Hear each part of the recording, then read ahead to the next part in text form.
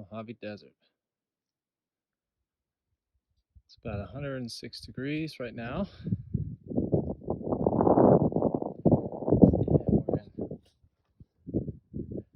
Mojave Desert outside of Las Vegas. Beautiful red rock habitat here.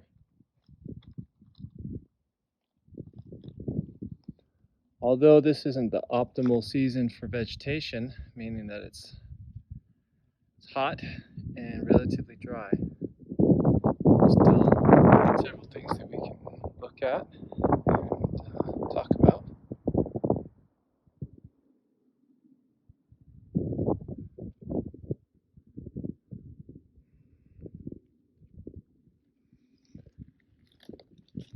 Okay, so let's walk down the path a little bit and get into the shade so my phone doesn't overheat.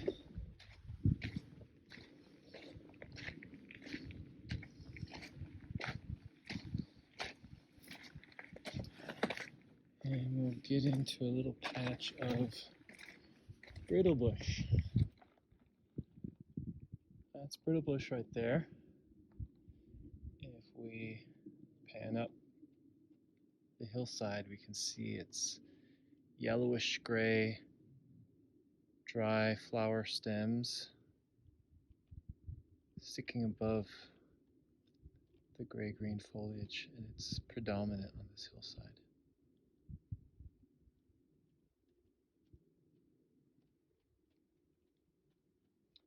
So it's hot and dry, but the Brittlebush still has leaves on it. Brittlebush can be found without leaves when it's hot and dry enough. Brittlebush, although we're in the Mojave Desert here, a Brittlebush can be found from Tucson, Arizona, in the Sonoran Desert, westward all the way to Los Angeles at the seashore.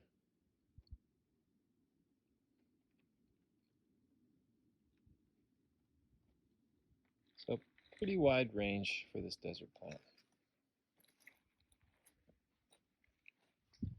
Unfortunately, we don't have any flowers to look at. The best we can do is see some seed remnants that are hanging from the plant. Get that into focus any better.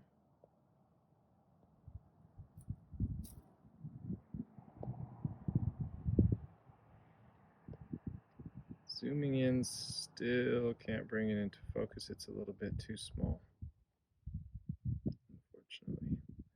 But that right there in the blurred center of the frame is the remnants of last season's flowers. And so these achenes, if I put some in my hand, let's see what that is.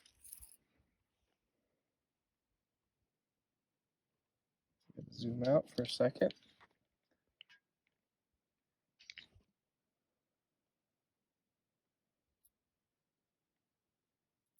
So the darker bits in my palm are the actual seeds. Not too dissimilar from a sunflower seed, just a lot smaller. And it's really hard to get. I don't know if I can get a sharp focus on something so small. But that shows you its family orientation. It's in the Asteraceae family, or sunflower family. And some of these blossoms or inflorescences were really small and looks like they didn't quite mature.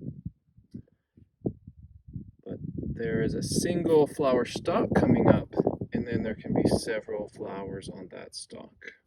See that? That would have been 1, 2, 3, 4. So there will be one peduncle per each stem, and the stem branches off to be the singular stem. So this is an aromatic plant. It has very light gray-green leaves, but it is not white sage. Some people have claimed this plant is white sage, but it's kind of hard to see Here we go. When the stalks are relatively short, but this stalk is long enough to notice that the leaves are alternate along the stem. I'm going to pan out again. I have some of the focus going, or zoom going on.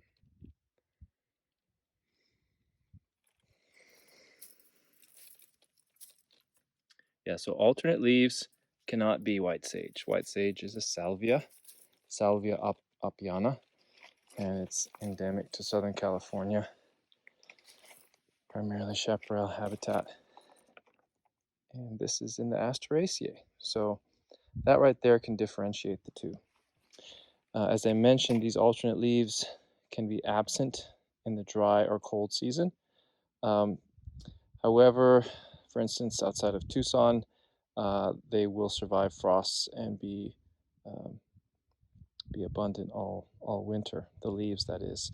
And then in the Tucson area, as in most places, this will flower late winter, early spring. That's been getting earlier and earlier as the winters warm. So I presume that it would be similar here, maybe February or March as a flowering time. If we had some more leafless specimens, we could more easily look for sap. There's just a tiny little bit right here, but normally the absence of leaves makes that easier to find, but there's some tiny bits, and this might be too small to see, but there's some orange globs here on the stem. That's the sap. And so that sap will also help you identify it. If it's not on the stem, sometimes you can look down below, and there might be globs of it on a rock. Let's see what we can find over here.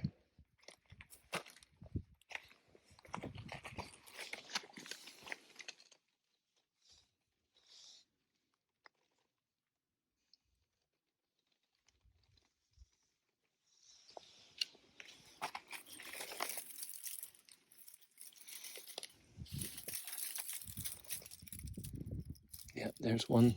There's a couple little drops straight beneath my fingers on the rocks there. You might see it. One's real shiny, and the other one's older. So they'll be shiny and more translucent when they're young. In fact, there's some coming off this leaf, this stem right here. The tip of my index finger. So it's the hot weather that precipitates the sap coming out, and that's one of its namesakes, incienso.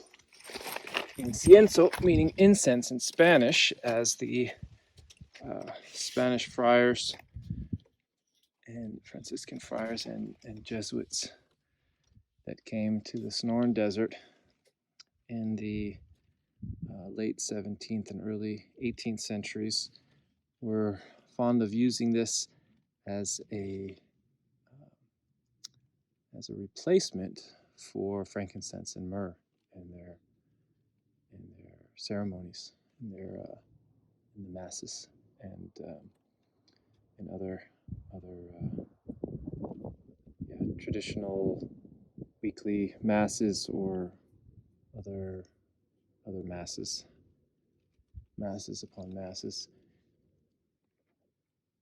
The aroma of the burnt incense is quite pleasant, sweet, and I've also used the dry leaf for smoking, and that stems from my personal experience with the plant. That is the intuitive sense, and in addition to that, but closely connected to that use as a meditative aid in a smoking blend, the small doses of the tincture.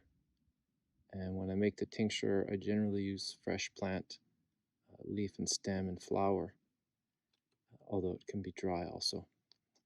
It can be a wonderful way to help you focus, draw your attention in, and focus on something very specific. Could just be the breath, or focusing on what's right in front of you, and drawing your attention deeply in so that you arrive at a meditative state resoundingly. So there's a potency within Brittlebush as an ally for humans that is largely untapped, I believe, in this sense, in its effects on our mental, emotional, and spiritual selves. I have witnessed that within myself and within groups of students. It's like a preliminary aid to focusing the mind before going deep. And on occasion I've used then other plants subsequently to go deeper from there. In that regard, it also connects us with the breath through the internal usage of it, enhancing a respiratory function and opening up respiration from the lungs up to the sinuses and clearing out mucus. So it can be an expectorant that helps you spit out the phlegm, or it'll dry out excessive moisture in the sinuses so that your breath can move more freely. And it's true that breath comes through, or the spirit comes through the breath. So there's a strong ethereal component to Brittlebush, i.e., our connection to spirit, that it facilitates through the enhancement of the breath physiologically, as well as the ability to connect more deeply with our spiritual selves through the internal use of, not just the internal use, could be smoking, which is somewhat internal, or smelling the incense during meditative practice.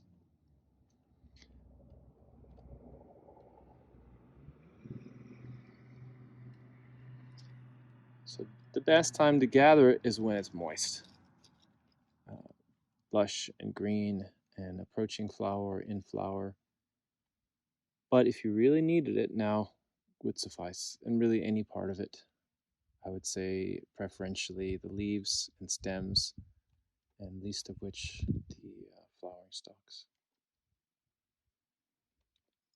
It's a component in my hay fever formula because of what I mentioned. Yet it's also moistening to the eyes, not through topical application, at least not that I've tried, but through ingesting the tincture internally. I believe one would also experience something similar from ingesting the tea, but from taking the tincture internally, dry eyes can become moistened. It's really, really fascinating example of how herbs and herbalism can defy our logic, our rational approach, because it doesn't really make sense that the tincture of a drying herb would cause dry eyes to become more moistened. It's a bit of a paradox, yet it does occur.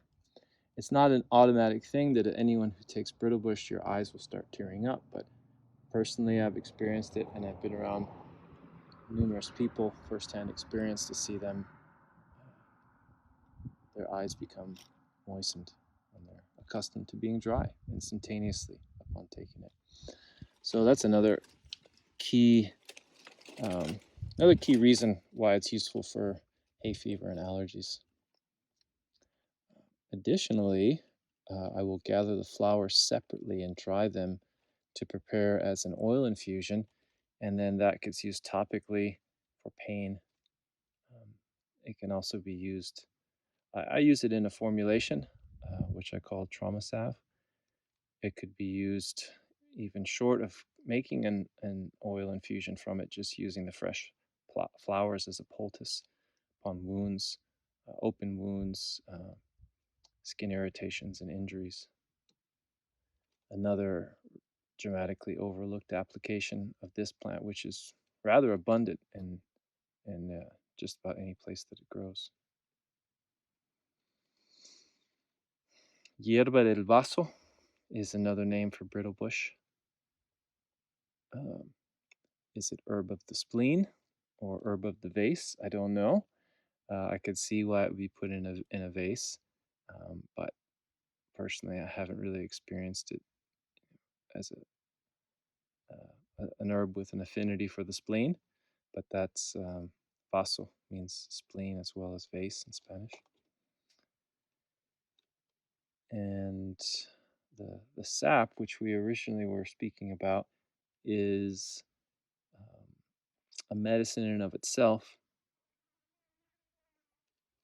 It takes a while to gather much of it, but traditionally, ethnobotanical texts tell us that it was used on the chest to relieve cough and serve as an expectorant.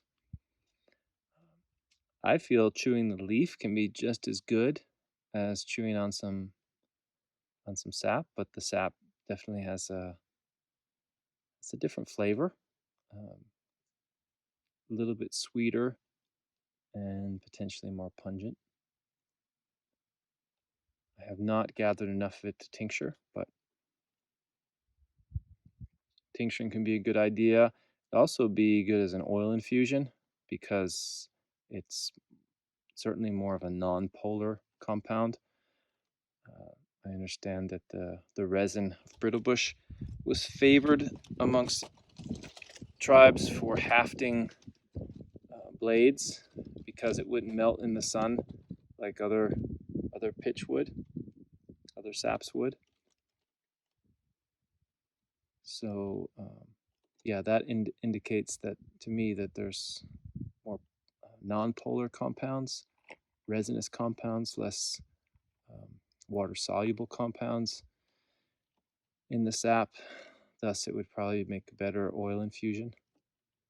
But again, I haven't gathered enough of that to try it out yet, but would be fun to try. Another application of Brittlebush is that it can, as a warming herb, it heats up the joints and relieves joint pain associated from arthritis and rheumatism.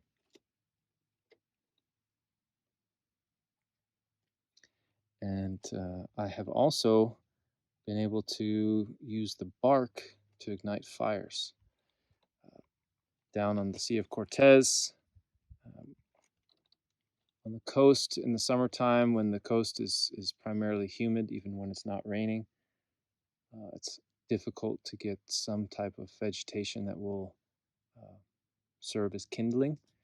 But the best in that area that I found was the shaved bark of dead branches of Brittlebush. So it's a fiery plant. It holds heat, holds fire. And it's not an all-consuming fire. It's superficial enough when we ingest it that generally beneficial, i.e. as a counter-irritant to improve joint pain, to stimulate secretions in the mucous membranes and lungs, and help enhance expectoration. But in addition to that, it has other things going on that help to sedate the nervous system a bit. And another important thing I forgot to mention is just about any head pain. You can eat some piece of Brittlebush or take a bit of the tincture or tea, and it can relieve eye pain, sore throat, headache, earache, just about any pain associated with the head. Certainly not a guarantee for toothache, but a mild toothache, you could try it.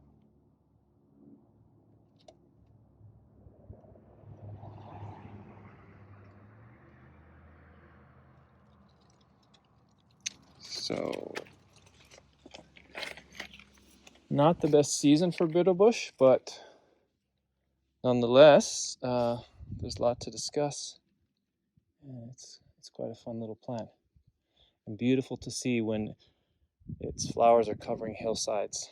Another name for it is golden hills, because the flowers are yellow, the composite flowers that are ray flowers around the outer portion, and disc flowers in the center. Well, let's just take a few steps this direction and get a little closer to this plant. This is a leafless plant, with the exception of its green stems, which function as leaves. Quite an unusual plant botanically compared to everything else that's out here. Why is that? it is older phylogenetically than anything else out here, and that it predates flowering plants. This joint fir family plant, ephedra, is more closely related to cone-bearing trees like juniper and pine and spruce and fir than it is to any of the other plants out here. So that's what makes joint fir, or Mormon tea, or popotillo, or canutillo, unique by comparison. So if we try to get a little bit closer, there's some lighter colored joints here. So that's where it gets that name, joint. Joint fir, I'm presuming because of the cones that resemble fir cones. But otherwise, I never figured that one out. Ephedra is the genus, so we may be familiar with the ephedra from China, which is Maohuang, Ephedra sinensis, that has been, or Seneca, I forget the exact species name, but that has been as an herbal supplement banned in the United States for a number of years because it was used to extract the constituent ephedrine, and it's highly stimulating. It's a sympathomimetic that will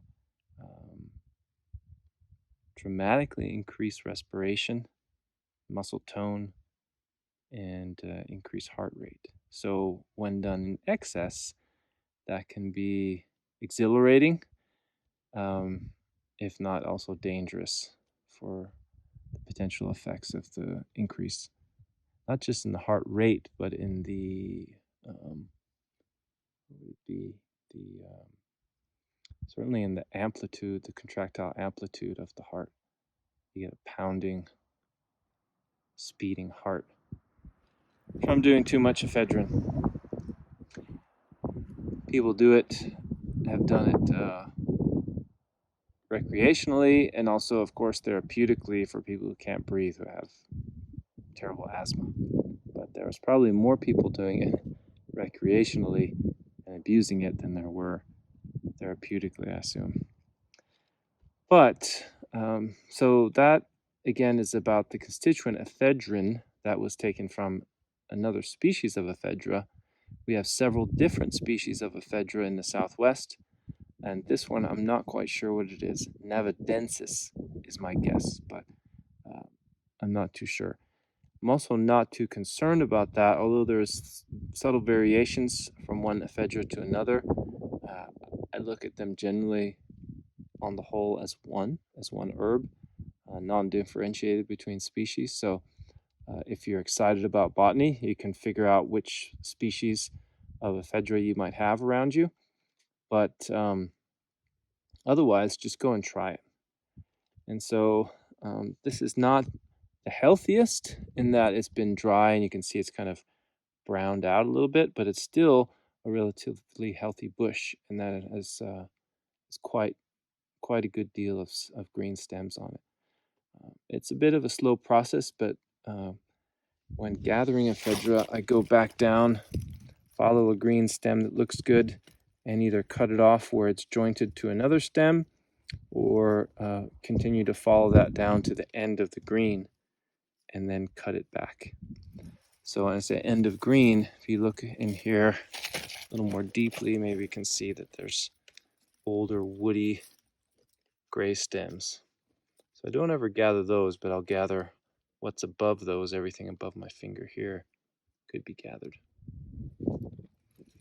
In the springtime, they'll be covered with cones, and they are monoecious. So you have plants with male cones and plants with female cones. The male cones usually pop out first, and they're little yellow beige, greenish yellow beige, egg-shaped cones that stick right along the node somewhere. And coming up out of the scales all along the cone, you'll see the male ones pop up with a with some pollen. And then the female cones come a little bit after. They're a little bit darker. They swell up to become larger, and then they produce seeds. I haven't had much luck in turning those seeds into food because of all the scales that are on them. There's a lot to clean, and the seeds were relatively small inside, but I understand that some tribes in the Southwest had, in the past at least, gathered those seeds for food. Just a little side note, but Mormon tea does still have some stimulating effects, particularly on respiration, that are in step with what we use mahuang for, Chinese ephedra. And a little anecdotal story, a friend of mine, when she was growing up, possibly in the 60s, her grandfather would send them while camping to go get some of this whenever they forgot coffee. And so these people were, hardly anyone in the early 60s was reading any books about herbs. So, and whether you could even find any information whatsoever about Mormon tea in a book at that point, I highly doubt it, other than possibly in pharmaceutical physician texts from the 19th century, early 20th century. So it seems to me quite obvious that the knowledge of this plant being a stimulant within folk culture was known.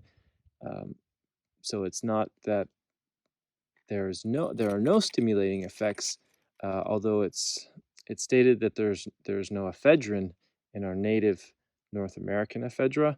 They nonetheless have something going on, perhaps a different alkaloid, or it's somehow creating a stimulating effect, nonetheless, that people have sought out for that purpose in the past.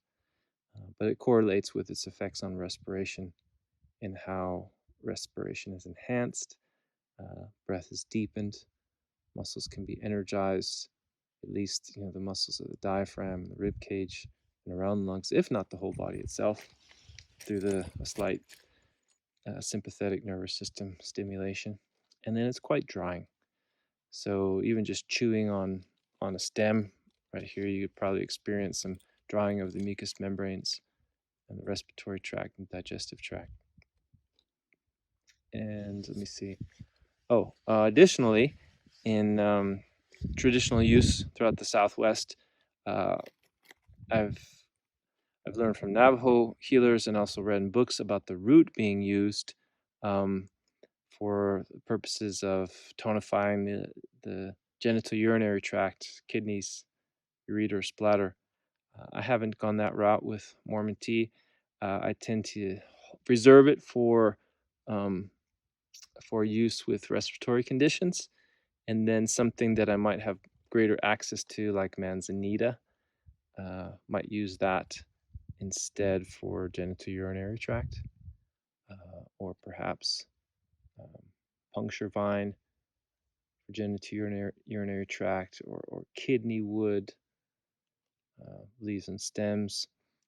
So it's more a matter of availability so much than not accepting that use, but I'm less familiar with that use because, again, I high grade my use of Mormon tea and relegate it to respiratory issues. So that's our ephedra species for the day. Again, any ephedra that you find in your area is going to be useful. It doesn't really matter what the species is. There is one I can point out. This is not it, but at the nodes, there's some really tiny, it's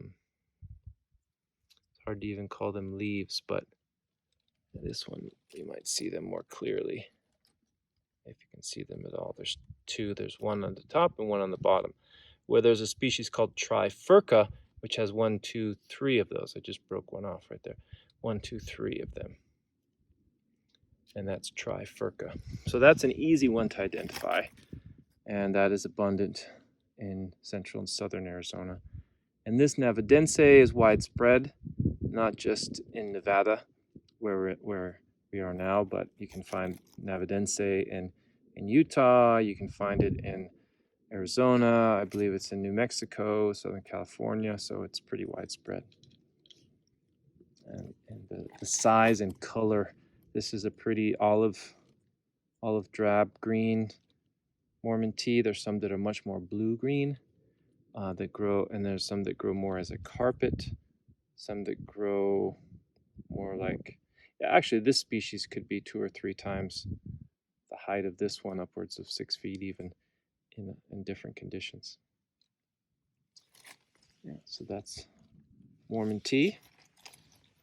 And here actually is some of the bark. I recognize it from Encelia, and so this bark is excellent kindling. There's a very light shredded inner bark, and then there's the outer bark. The outer bark ignites really quickly.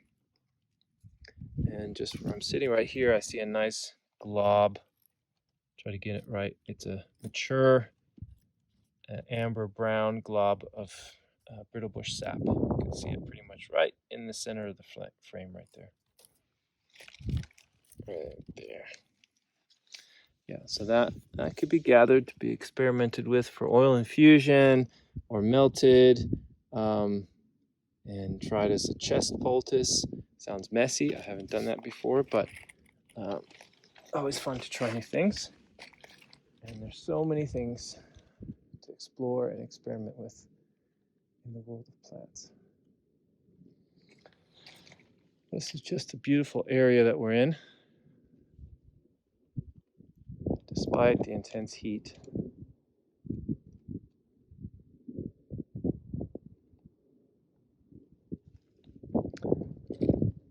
So, it's not my favorite spot to gather such an herb, but it's right here. So since there's so much that I can speak about for creosote bush, I might as well say a few things here since it's close by.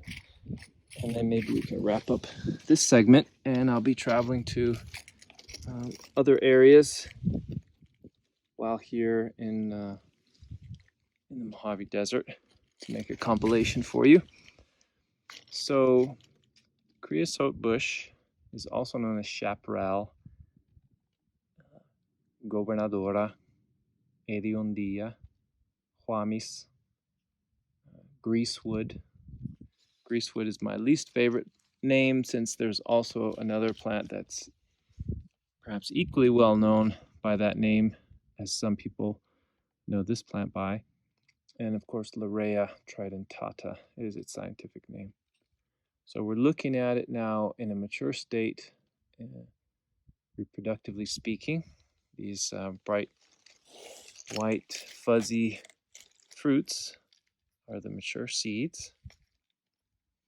And then what's also really striking to me in this specimen are the nodes. There's a very stark and beautiful contrast between these nodes here and the regular stem bark. Almost looks to me like there's something growing on there, but because there is a type of lac produced by an insect, LAC, lac, that you can find in some populations of creosote bush that has been used medicinally and as well as for various utilitarian uses. However, someone might need an adhesive or something that covers porous,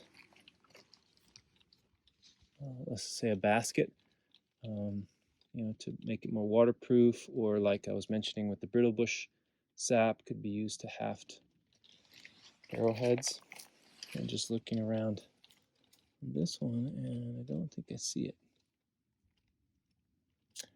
Neither do I see any galls. Oh, yep, there's one gall right there.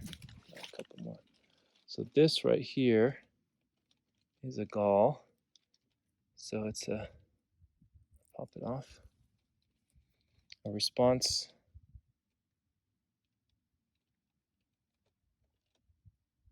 to some type of insect, likely laying its eggs into the bark injecting its eggs into the bark of the creosote, and then creosote bush. Sorry, I'm not getting a real clear picture. Maybe that's better. Will form this gall around it. This is a pretty small one. You can find them several times larger than this, and a little more globose. This one's kind of oblong and egg-shaped and lighter in color. But they'll start out green, then they'll turn beige like this one is predominantly, and then become dark brown. And so one of the things I've learned about these is that they've been smoked and used as a aid in asthma. If you smell it, it has a strong creosote bush. I just crushed it up and has a strong creosote bush scent to it. For those that aren't familiar, that's the smell of the desert when it rains, at least wherever creosote bush is. So its leaves compound. Right now it's a little bit breezy. Let's see if I can get up close enough. And they're largely constricted or contracted upon each other. But the two-part leaves, if you look at them a certain way, they look kind of like a Pac-Man. Trying to see if I can find that.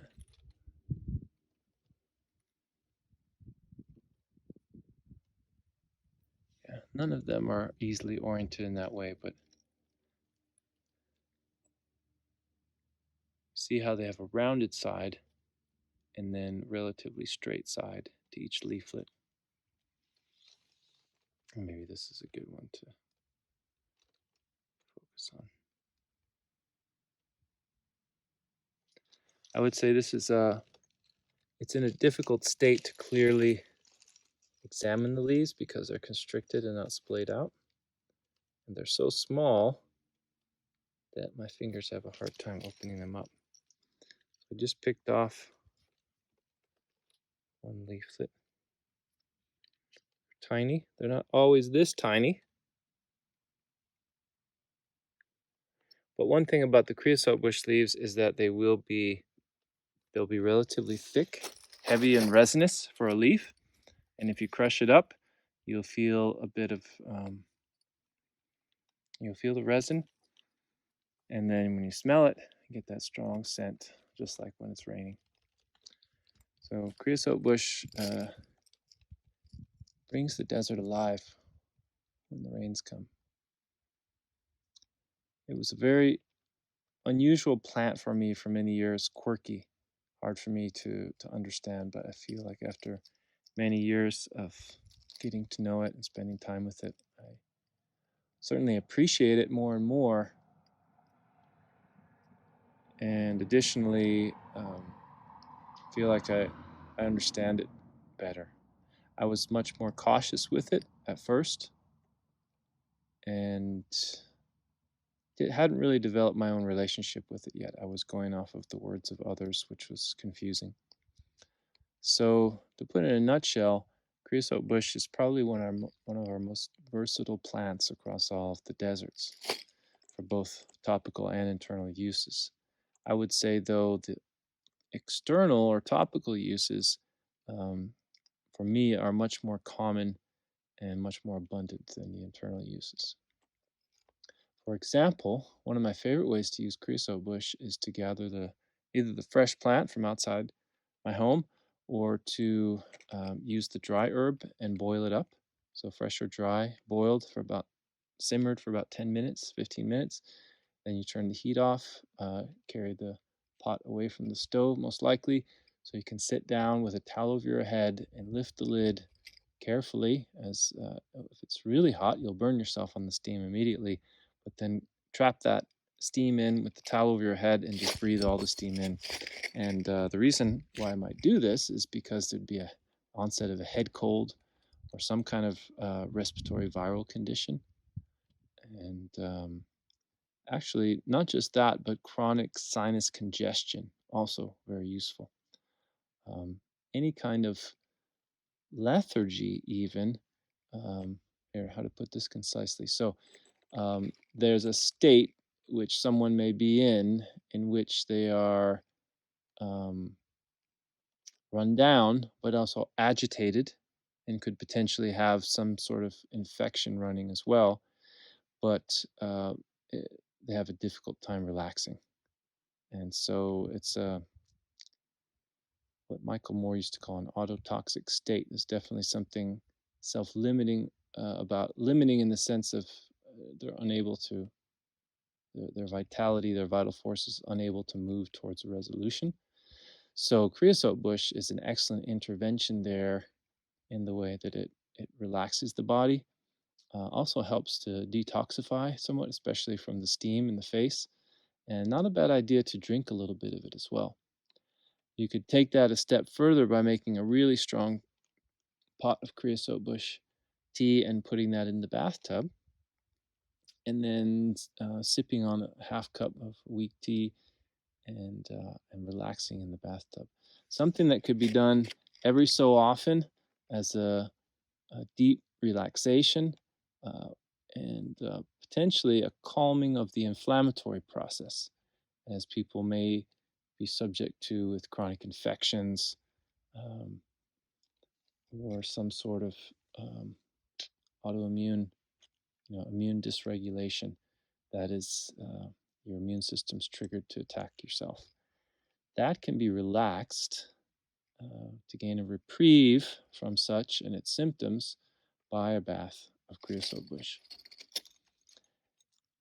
Now, let me place that into context for the state of someone's liver.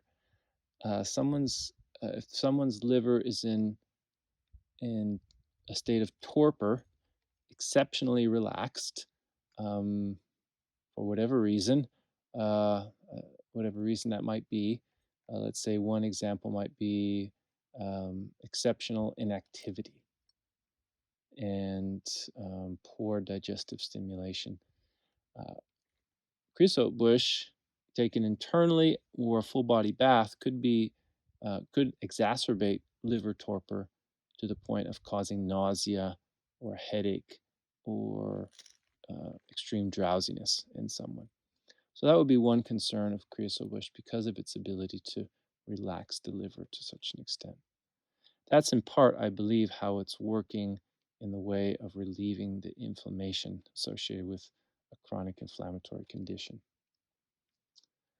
So those are just some of the simple ways that you could apply creosote bush, but the steam inhalation is amazing. You can essentially knock out a cold as it's coming on, and knock it out in its tracks by taking that steam inhalation of creosote bush. If not, at least relieve the symptoms of an acute head cold.